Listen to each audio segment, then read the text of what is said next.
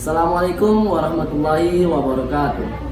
Dewan juri yang saya hormati, sebelum memulai perdebatan kali ini, izinkan saya untuk memperkenalkan diri dari tim kami. Saya Al-Fadri dari tim Pro selaku pembicara pertama yang bertugas memperkenalkan anggota tim, memaparkan definisi, menyampaikan latar belakang mosi, dan memaparkan poin-poin penting argumentasi dari tim kami. Selanjutnya pembicara kedua kami, Aidil Nadir Ashar, yang akan memberikan argumen kontra terhadap argumentasi yang akan saya sampaikan, sekaligus memberikan bukti-bukti yang kuat. Selanjutnya pembicara ketiga kami, Rama Arya Kurniawan, yang akan merekonstruksi kembali jalannya perdebatan kita pada siang hari ini, sekaligus memberikan kesimpulan dan solusi. Baik, mosi yang akan kita perdebatkan kali ini adalah sosial media adalah penyebab terjadinya penyimpangan sosial. Dewan juri yang kami hormati, sebelum memasuki bangunan argumentasi kami, izinkan saya selaku pembicara pertama dari tim Pro akan memaparkan definisi dan menyampaikan latar belakang mosi. Alasan mengapa kami dari tim Pro setuju dengan mosi yang akan kita perdebatkan kali ini. Menurut Wikipedia, sosial media adalah sebuah media daring yang digunakan satu sama lain, yang para penggunanya bisa dengan mudah berpartisipasi, berkomunikasi, berbagi, dan menciptakan berbagai konten tanpa dibatasi oleh ruang dan waktu. Perkembangan teknologi informasi di media sosial merupakan salah satu bukti telah terjadinya modernisasi dalam suatu masyarakat.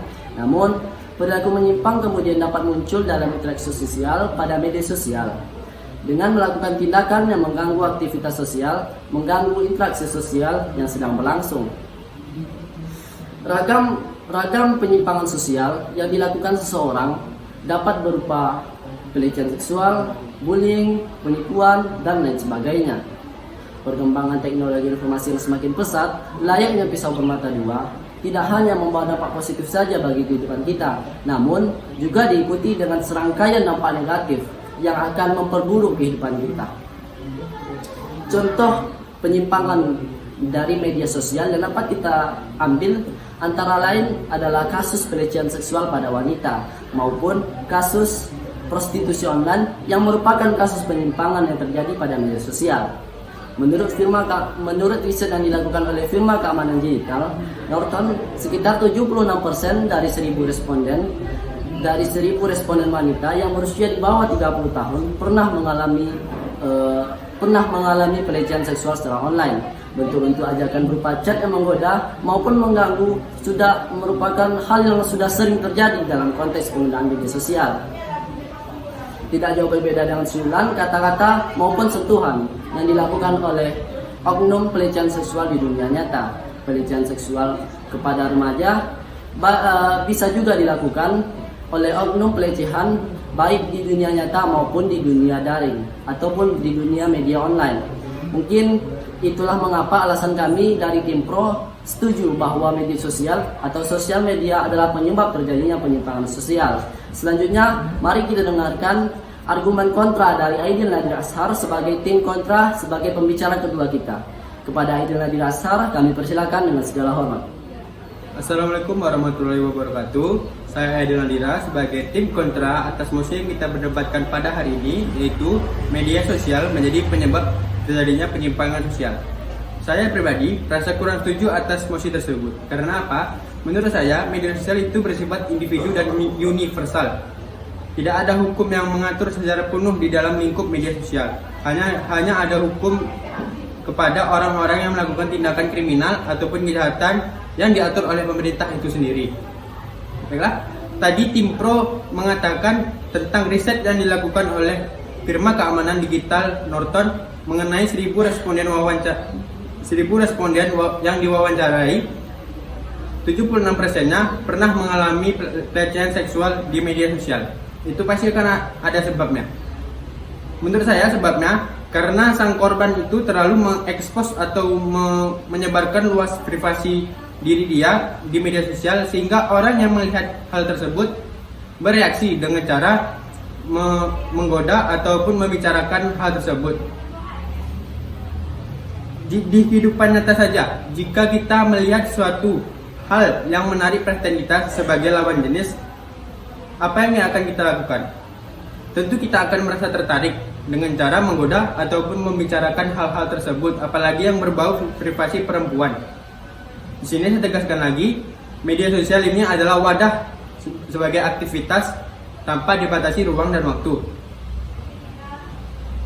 Jika kita menggunakan media sosial ini dengan baik dan benar, tentu kita tidak akan terjerumus yang kepada namanya penyimpangan sosial di media sosial. Apalagi jika sang pengguna media sosial ini tahu akibat dari dia menggunakan media sosial dengan secara tidak bijak, apakah penyebabnya, dia akan tahu tersebut, sehingga dia akan tidak melakukan tindakan pelecehan seksual ataupun penyimpangan sosial yang biasa terjadi di media sosial. Itu kembali lagi sebagai kita pengguna media sosial, serta bagaimana edukasi kita tentang media sosial kepada anak di bawah umur yang sedang menggunakan media sosial ataupun internet, dengan cara memberikan pengawasan, wawasan, serta memberikan perhatian lebih kepada anak usia dini tersebut, yang bisa dilakukan oleh wali, orang tua, ataupun orang-orang yang sudah bisa berpikir tentang baik dan buruknya media sosial itu, sehingga tidak akan terjadi namanya penyimpangan sosial yang biasa terjadi di media sosial. Saya memiliki beberapa saran atau yang bisa kita gunakan dalam menggunakan media sosial dengan bijak dan benar, yaitu selalu menjaga privasi, selalu menjaga kewaspadaan, serta tidak mudah percaya kepada hal-hal yang di media sosial.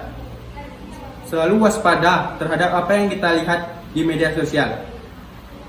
Serta tadi tim pro mengatakan bahwa media sosial ini digunakan sebagai tempat prostitusi online. Itu kembali lagi, media sosial ini adalah wadah dalam kita beraktivitas sehari-hari tanpa dibatasi ruang dan waktu. Yang patutnya disalahkan adalah orang yang melakukan hal tersebut, bukan media sosial dalam kurung wadahnya. Sehingga orang tersebut harusnya yang disalahkan, bukan malah media sosial ini yang disalahkan akibat kelakuan orang tersebut. Mungkin itu yang bisa dapat saya sampaikan. Kita lanjutkan kepada pembicara yang ketiga, yaitu Saudara Rama. Baiklah, sebelumnya saya ingin mengucapkan terima kasih kepada rekan saya, baik dari tim pro maupun tim kontra, yang telah mengemukakan pendapatnya masing-masing. Saya sebagai pembicara ketiga yang bertugas untuk merekonstruksi jalannya debat pada hari ini, sekaligus memberikan kesimpulan dan juga solusi. Jadi saya sangat-sangat setuju tentang mosi yang kita perdebatkan pada hari ini, yaitu tentang sosial media adalah penyebab terjadinya penyimpangan sosial. Mengapa bisa demikian? Dikarenakan di zaman yang serba canggih ini, kita tidak dapat terlepas dari yang namanya media sosial. Bahkan dilansir dari situs Databooks, pengguna media sosial pada tahun 2020 paling tinggi yaitu di kisaran umur 25 sampai dengan 36 tahun. Dengan rincian, laki-laki sebesar 20,6% dan wanita sebesar 14,8%. Selanjutnya diisi oleh umur kisaran 18 sampai dengan 24 tahun dengan rincian laki-laki sebesar 16,1% dan wanita sebesar 14,2%. Dan paling rendah yaitu pada kisaran umur 55 sampai 64 tahun. Jadi dari data tersebut dapat kita simpulkan bahwasannya media sosial adalah media yang paling banyak digunakan pada umur remaja dan dewasa. Dilansir juga dari sebuah jurnal yang berjudul Pengaruh Sosial Media Terhadap Penyimpangan Perilaku pada Siswa, yang ditulis oleh Rosidah, mengemukakan bahwa pada tahun 2008 Indonesia telah menjadi the Republic of the Facebook and Twitter. Hal ini terinspirasi dari tingginya penggunaan media sosial Facebook dan Twitter di Indonesia oleh penggunanya yang mencapai persentase setinggi 64,5% pada tahun tersebut. Di balik banyak sisi positif yang kita dapat dari menggunakan media sosial Facebook dan Twitter, seperti mudahnya mendapatkan teman dan mengakses informasi, ternyata terdapat pula dampak negatif di sana, terutama kasus-kasus kejahatan yang menimpa para remaja sebagai korban utamanya, seperti kejahatan seksual, tindakan prostitusi, hingga tindakan asusila yang dapat kita temui di media sosial Facebook dan Twitter. Jadi, jika kita tidak selektif dalam menggunakan media sosial tersebut, kita akan jatuh kepada sisi negatifnya. Jadi, saya di sini menghimbau kepada seluruh remaja yang menggunakan media sosial agar selektif dalam menggunakan media sosial tersebut, dimulai dari mencegah membuka situs-situs ilegal, membekali diri dengan ilmu dan ilmu agama, dan tentunya memfilter segala sesuatu yang kita dapat dari media sosial tersebut. Baiklah, sekian perdebatan pada siang hari ini. Semoga bermanfaat dan menambah wawasan kita semua, tentunya kami sebagai peserta. Sekian, wassalamualaikum warahmatullahi wabarakatuh.